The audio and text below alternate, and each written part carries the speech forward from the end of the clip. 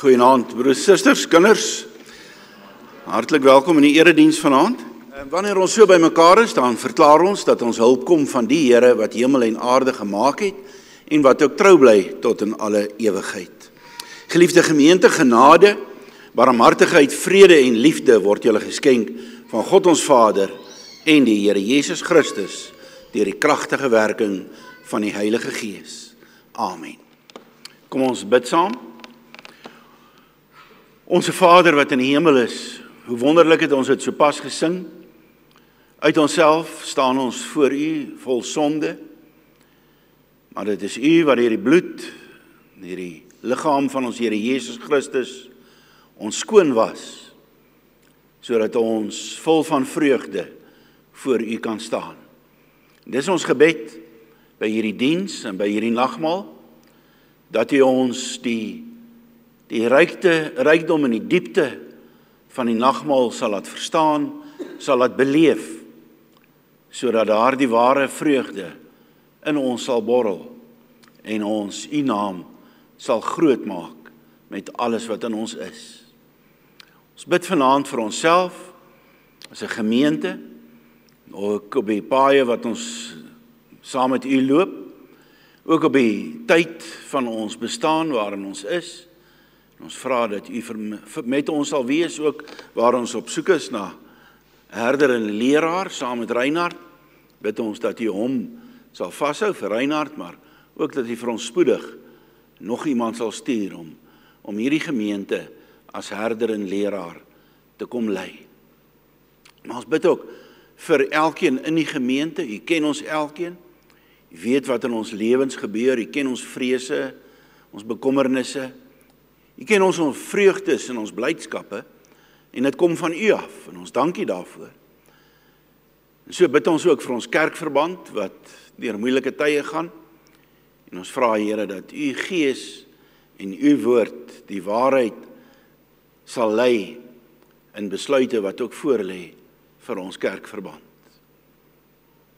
Wees met ons wanneer ons nou die woord oordink, gee dat ons sal hoor wat U vir ons sê, en dat ons regtig waar geesvervuld sal leef, omdat ons aan Jesus Christus baie nou verbonde is, soos hierdie nagmaal dit ook in ons harte versterk. Ons bid so in Jesus se naam. Amen. Handelinge 1, die eerste berig Theophilus het ek geskryf, dis Lukas wat praat, Lukas is die skrywer. Die eerste berig Theophilus het ek geskryf, hy praat oor Lukas, die boek Lukas. So die eerste berig, Lukas, het ek geskryf oor alles wat Jesus begin doen en waaroor hy onderrig gegee het, tot die dag dat hy opgeneem is. En nadat hy deur die Heilige Gees opdragte gegee het aan die apostels wat hy uitgekies het. Aan hulle het hy na sy lyding deur talle tekens getoon dat hy leef, toe hy oor 'n tydperk van 40 dae aan hulle verskyn en met hulle oor die sake van die koninkryk van God gepraat het. Hierdie disippels het geweet Jesus het opgestaan. Terwyl hy met hulle saam geëet het, het hy hulle beveel: moenie uit Jerusalem weggaan nie, maar bly wag op die Vader se belofte wat julle van my gehoor het, want Johannes het wel met water gedoop, maar oor nie baie dae nie sal julle met die Heilige Gees gedoop word. Dan in Handelinge 2, toe die dag van die Pinksterfees aanbreek, was hulle almal op een plek bymekaar. Onverwags het daar uit die hemel 'n geluid, hierdie deel van ons teks, soos die van 'n kragtige stormwind opgeklink, en dit het die hele huis gevul waar hulle gesit het. Dan ook tonge asof van vuur het aan hulle verskyn, verdeel en op elkeen van hulle neergedaal. En weer hierdie woorde: en almal is vervul met die Heilige Gees, en het in ander tale begin praat, soos die Gees aan hulle gegee het, om hardop uit te spreek. Dan steeds in Handelinge 2 van vers 37 af, toe hulle dit hoor, dis nou Petrus se preek, is hulle diep in die hart getref en het vir Petrus en die ander apostels gevra: wat moet ons doen, broers? Toe antwoord hy hulle: bekeer julle en laat elkeen van julle in die naam van Jesus Christus tot vergewing van julle sondes gedoop word, en hierdie woorde: julle sal die Heilige Gees as gawe ontvang. Want die belofte is bedoel vir julle en ook vir julle kinders En vir almal wat daar ver is, almal wat die Here ons God naam toe roep, met nog baie ander woorde het hy getuig en hulle aangespoor, laat julle uit hierdie korrupte geslag uitred. Diegene wat sy boodskap aangeneem het, is gedoop, en op daardie dag is ongeveer 3000 mense toegevoeg. Dan vers 42, hulle bly volhard in die leer van die apostels, die verbondenheid met mekaar, die breek van die brood en gebede. Almal is met ontzag vervul en baie wonders en tekens het deur die apostels plaasgevind. Al die gelowiges was by mekaar en het alles gemeenskaplik besit. Het hulle eiendom en besittings verkoop en aan almal uitgedeel volgens elkeen se behoefte. Hulle het eensgesind volhard om die tempelterrein daagliks te besoek, aan huis die brood te breek en hulle maaltye met uitbundige blydskap met opregte harte geniet. Hulle het God bly prys, die hele volk was hulle goedgesind en die Here het daagliks verlostes by hulle getal gevoeg. Daai in vers, hulle het volhard in die leer van die apostels, die verbondenheid mekaar, die breek van die brood en gebede. So die leer van die apostels en die gebede gaan saam, woord en gebed, en die verbondenheid met mekaar en die breek van die brood gaan oor koinonia. Maar ek dink julle ken dit al seker teen die tyd. Broers en susters, ek wil hê julle moet saam met my 'n bietjie teruggaan in die geskiedenis vanaand, ver terugstap, so reis na omtrent 34, 35 na Christus. Jesus is gekruisig, hy is weg in die hemele in, en al wat oorbly is 'n beteuterde ou groepie mense. Vissermanne, ongeleerdes, 'n paar vroue. Al wat hulle weet is dat Jesus opgestaan het uit die dood. Dit het hulle het hom gesien, hulle het met hom gepraat. Maar daar staan hulle is bang. Ons lees dat hulle wegkruip en deure is gesluit en hulle is bang. Maar hulle weet ook dat hulle 'n missie het, 'n opdrag. Jesus het vir hulle 'n opdrag gegee, die groot opdrag noem ons dit. Matteus 28 vers 19 en 20 het gesê, gaan uit, verkondig die evangelie, verkondig die blye boodskap in die hele wye wêreld. So hier is hierdie beteuterde ou groepie, en aan hulle word die opdrag gegee, gaan dan uit en gaan verkondig dat Jesus uit die dood opgestaan het. In die oomblik toe hulle begin om dit te doen, wil ek byna sê, breek alle hel los. Dit was regtig slegte tye. Hulle word verban. Hulle word verbied om oor Jesus te praat, deur die Jode en deur die Romeine. Hulle word vervolg en doodgemaak. Paulus, ken julle sy begin, hoe hy hulle vervolg het, gaan haal het, gaan uitsleep het, voor die howe gebring het.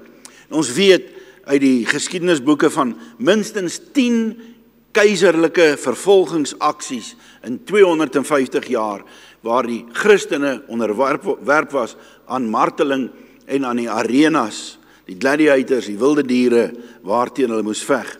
Nero, weet ons, het Rome aan die brand gesteek in sy malligheid, en hy die Christene geblameer. So, hierdie mense was gehaat. In Efese lees ons hoe hulle uit die gildes weggejaag is. Daai tyd se vakbonde kan ons sê, hulle kon nie meer werk kry nie, hulle was uitgedryf. En daar word allerlei gruwelstories oor hulle vertel.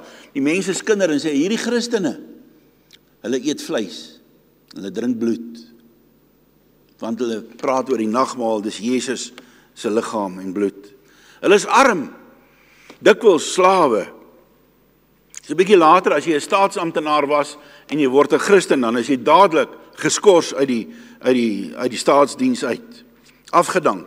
Jou besittings was gekonfiskeer.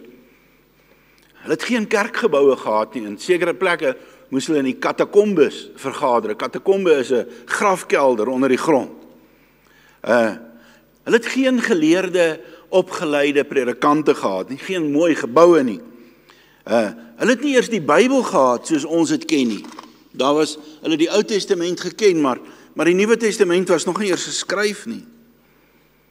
En as hulle van die afskrifte gekry het van die briewe van Paulus of so, dan moes hulle dit alles met die hand oorskryf. Hulle het wel gedeeltes uit hulle kop geken, soos ons nou gesing het eintlik oor the days of Elijah, want is alles profesie uit die Ou Testament wat ons daar sing, wat waar geword het. Hulle het geen radio's, geen Facebook, geen YouTube, geen media gehad om die boodskap uit te dra nie. Hulle ry met donkies of loop met hulle voete waar hulle wil wees. En tog lees ons 3000 op daardie dag en die Here het daagliks verlostes by hulle getal gevoeg. En dan later kom is daar iemand wat kla oor die Christene. Hy sê, hierdie mense wat die hele wêreld in opstand bring, het nou ook hier aangekom. So die Christene word aangekla. Die mense wat die hele wêreld in opstand bring. En so gaan dit aan totdat in die jaar 313 na Christus, of ja, 313 na Christus, nee, ek het verkeerde datum, maar maak nie saak, 313 het Constantijn die Christene ontban. Dink dit was een of ander edik wat hy uitgevaardig het. Ek het dit nou nagelaat om te sê. En toe, deur Theodosius die eerste, word dit die amptelike godsdiens. Daar's 'n verklaring wat sê dat Christelike godsdiens is nou die amptelike godsdiens van die Romeinse Ryk. Dit is iets in 400, as ek reg onthou. So nou is daar 'n vraag. Hoe kan dit gebeur dat daar die beteterde groepie skepsele nou so onstuitbaar deur die wêreld gaan? Hulle is oorwinnend. Hulle is seëvierend. Hulle is God prysend. Die evangelie word oor die destyds bekende wêreld versprei. Hoe is dit moontlik? Hoe kan dit gebeur? Van vervolgde niks totdat die evangelie oral versprei het. Dis die eerste vraag. Maar daar's 'n tweede vraag. Kyk ons na die kerk vandag. Dan sien ons dat die kerk nogal ryk is. Gemeentes en die Rooms-Katolieke kerk se rykdom word in triljoene dollars gereken. Gemeentes het hoogs vermoënde lidmate. Ons het al die moontlike hulpmiddels wat ons wil hê. En tog, veral in die Weste, is die kerk stagnant. Word dit al minder en minder geag en word die kerk en Christene weer aan alles dit net geestelike vervolging onderwerp en die kerk is besig om tot stilstand te kom. Die kerk is eintlik op 'n sekere manier kragteloos. Kerke maak toe, geboue staan in verval. Lidmate word al minder. So wat is die verskil van daai klompie beteterde mense so ver gegaan het en dan gaan dit nou weer agteruit? En die antwoord is eenvoudig, broers en susters. Dis die verskil tussen 'n seilboot en 'n roeiboot. Dink aan 'n roeiboot, as jy moet roei met die bootjie. Jy al geroei met 'n boot, jy sweet. As daar 'n bietjie stroming is, dan spook en spartel jy. As jy vir een oomblik ophou met roei of een spaan bietjie skeef hou, dan gaan jy agteruit of jy wil omkap of wat ook al. Hou jy op roei, dan verloor jy onmiddellik momentum en die strome vat jou weg. Jy kan nie volhou nie. Jou kragte gee naderhand in. Dis as jy moet roei. Maar dink ook aan 'n seilboot. Jy span die seile bol in die wind en jy word meegevoer op 'n rit van jou lewe. Jy al gery op 'n seilbootjie as die wind omvang. Jy vlieg oor die water. So het julle geweet dat in beide Hebreëus en Grieks is die woord vir gees dieselfde woord as wat die woord is vir wat gebruik word vir wind. Ruach, pneuma. So as jy in Grieks of Hebreëus lees, dan lees jy pneuma of ruach. Dit kan wind beteken, gees beteken, asem beteken, verskillende dinge. Maar dit is die verskil tussen kerke wat groei en leef, gelowiges wat groei en leef, of wat op eie planne en eie slimmigheid staat maak. 'n kerk wat deur die Gees gevul word, seil soos die seilboot. Maar 'n kerk waar elkeen in sy eie krag en sy eie inisiatief probeer vorentoe gaan, kom tot stilstand. Ek wil graag vanaand hierdie konsep 'n bietjie in die diens bedink, in die preek bedink. Jesus het na sy opstanding die disippels aangesê om in Jerusalem te bly, Handelinge 1 vers 4, want daar is 'n belofte wat die Here gegee het, Jesus gegee het, wat in vervulling moet gaan.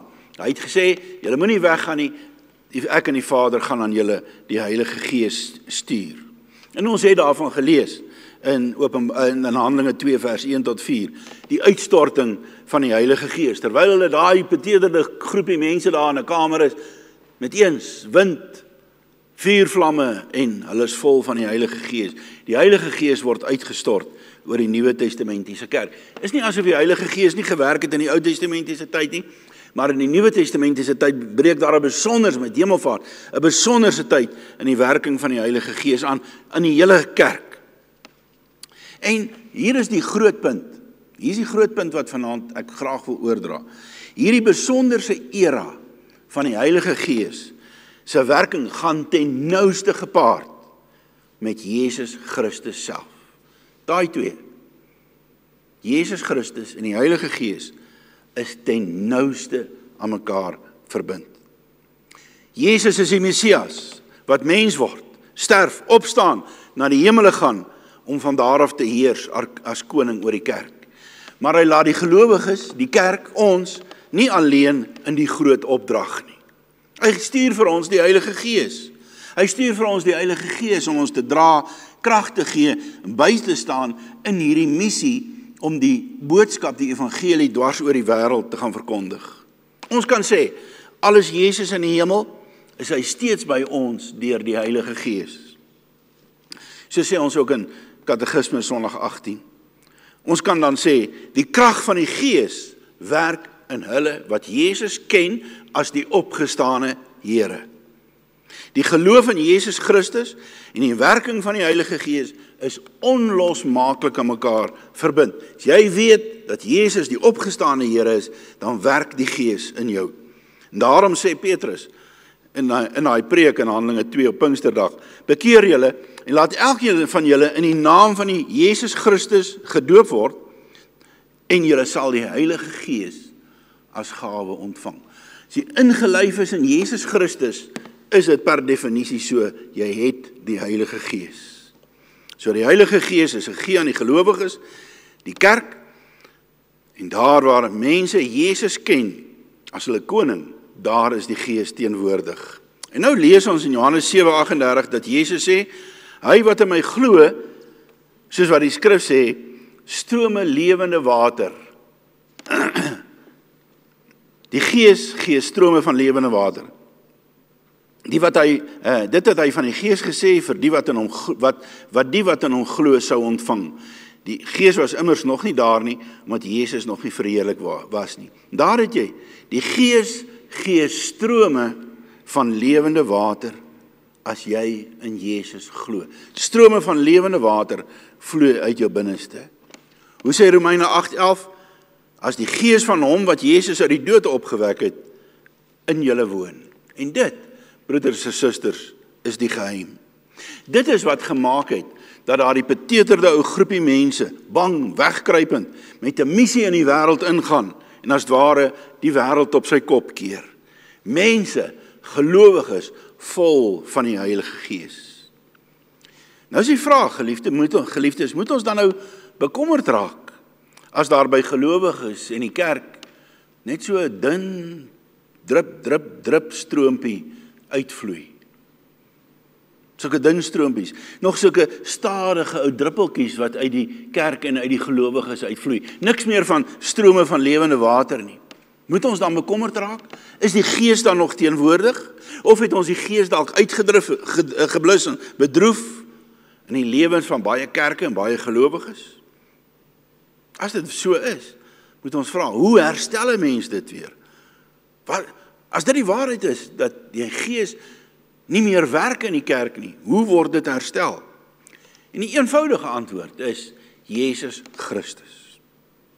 Want daar waar gelowige mense leef in die bewustheid van wie en wat Jesus is, as hulle leef in geloof, daar loop die strome van lewende water weer.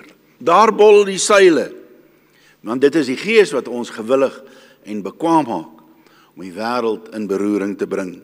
So geliefdes, geen kommissie, geen diensgroep, geen studiedeputate, geen huisbesoeke, geen strukture, geen synodes bring lewe in 'n kerk of 'n kerkverband nie.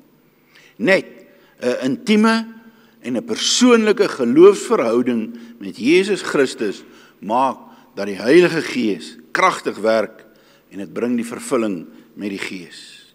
Natuurlik moet ons allerlei planne maak vir vernuwing en herlewing in die kerk. Reformatie moet gesoek word, maar niks gaan help as ons nie elkeen leef in die vaste geloof dat Jesus Christus die opgestane Here is nie, en dat hy koning van ons lewens is. Die nagmaal wat ons nou gaan gebruik, is onder andere juis bedoel om ons vaster aan Jesus te bind, sodat ons die krag van die Heilige Gees in die volgende kwartaal en die res van ons lewens kan hê. Dit is 'n belofte van God, dat as ons op hom wag, dan vul hy ons met sy Gees. So geliefdes, kom ons dink weer vir 'n oomblik aan Pinkster 34 na Christus, waarvan ons gelees het in Handelinge 2. Jesus het die opdrag aan hulle gegee om te wag, en hulle wag, en dan ontvang hulle die Heilige Gees, die belofte. As die Gees dan op hulle neerdal, dan is daar 2 tekens wat gegee word, vuur en wind. Is nie 2 toevallige tekens nie, vuur en wind. Vuur is 'n simbool van die binneste, die hart, wat skoon gebrand is, maar ook aan die brand is vir God. Die vuur praat van vurige ywer. Daar is 'n onblusbare liefde by disippels vir Jesus. Jesus, bo en oral en langsaan en alles is Jesus. En dan is jou hart aan die brand. Wind weer is juist 'n simbool van stuurkrag, sodat die gelowiges die wêreld vol kan gaan seil in die krag van die Heilige Gees. Dit beteken, geliefdes, dat die kerk, as die kerk in die krag van die Heilige Gees na die wêreld toe gaan om te vertel van die Messias, van sonde, van verlossing, van vryheid van die mag van die Satan en vryheid van die mag van die sonde, van 'n nuwe lewe, dan werk die Gees. Dit maak dat elke gelowige ook persoonlik sy lewe inseil onder die krag van die Gees. En elke lewensterrein van jou word dan anders benader. Jou huwelik, jou werk, jou ontspanning, jou kinderopvoeding. Ja, elke faset van ons lewens staan dan onder die krag van die Heilige Gees en ons stief voort in die krag van die Gees, wanneer ons Jesus ken as ons koning. Die Gees gee ons die krag om te leef soos Jesus geleef het, sê 1 Johannes 2. Wie beweer dat hy in hom, en as Jesus bly, behoort self ook te lewe soos Jesus geleef het. So as ons so aan Jesus verbind is, gaan die Heilige Gees ons lei om self te lewe soos wat Jesus gelewe het. Broers en susters, ek het dit nou nie hier geskryf, maar ek sê baie keer, wanneer mense met ons te make gekry het, daar buite, dan moet hulle na die tyd sê, ja, dit was asof Jesus hier was. Dit is asof ek Jesus kon hoor of sien, toe Bram of wie ook al met my gepraat het. Dis wat hier gepraat word. Want as ons in die krag van die Gees ons seile bol, dan is dit presies dit wat gebeur. Dis inderdaad wat ons sien in Handelinge 2, met die vervulling van die Gees het mense, gewone mense, common mense, soos ek en jy, eintlik mense wat nog baie slegter daaraan toe was as ons, aangedryf gewees, sodat daar daaglikse groei in die gemeente was, ons het gelees, en die getalle groei. Hoekom? Omdat elke gelowige se binnekant aan die brand was vir die Here. Die seile het gebol in die krag van die wind wat die Gees veroorsaak. En hierdie geesvervulde mense is vol van liefde vir God. Mense het God geprys. Soli Deo Gloria, aan God al die eer. Dit was nie 'n aangeleerde gedrag of 'n gewoonte nie, maar dit was lof aan God wat uit die harte uitkom, omdat God die harte aan die brand gesteek het. So geloof in Jesus het die krag van die Heilige Gees losgemaak. Mense het spontaan begin om God te prys. Halleluja, loof die Here. So dis die een ding wat gebeur. Die ander ding, vers 44, daar was ook liefde vir mekaar. Hulle gee om vir mekaar, hulle versorg mekaar, hulle dien mekaar. Hulle het alles gedeel, hulle het selfs as dit nodig was, hulle goed verkoop, sê vers 44. Hulle was eensgesind in koinonia, saam gefokus op God en sy eer. Geliefdes, is hierdie twee dinge, as jy bietjie gaan dink, eer aan God en koinonia, is dit nie die twee dinge wat ons week vir week, maand vir maand, maand vir jaar in die prediking hoor, wat ons sê, ek wil byna sê wat ons oorraas om te sê, sorg dat ons God bo alles eer, sorg dat ons koinonia beleef. Dit gaan gebeur as ons elkeen vol is van die Gees. Dit is net die vervulling met die Heilige Gees wat lei tot eensgesindheid en liefde. Want die liefde bedek 'n menigte sondes, wat mekaar maak dat ons nie op mekaar se foute konsentreer nie, maar op die eer van God.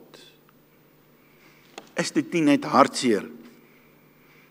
Gemeentelede en medegelowiges onderling en selfs kerke en kerkverbande mekaar verskeur en verdag maak oor onderlinge verskille nie. Maar as Jesus Christus lewend in ons harte is, sal ons veel eerder gevul met die Heilige Gees, vol van liefde vir God en liefde vir mekaar wees. Dan leef ons in Christus en Christus in ons. Dit is die verskil. Ons in Christus en Christus in ons. Dit bring geesvervulling. So, liewe broer en suster, roei jy of seil jy in jou geloofslewe? Leef jy in die krag van die Heilige Gees of probeer jy hierdie lewe leef in jou eie krag? Hoe sou jy oordeel oor ons gemeente? Eie krag? Krag van die Gees.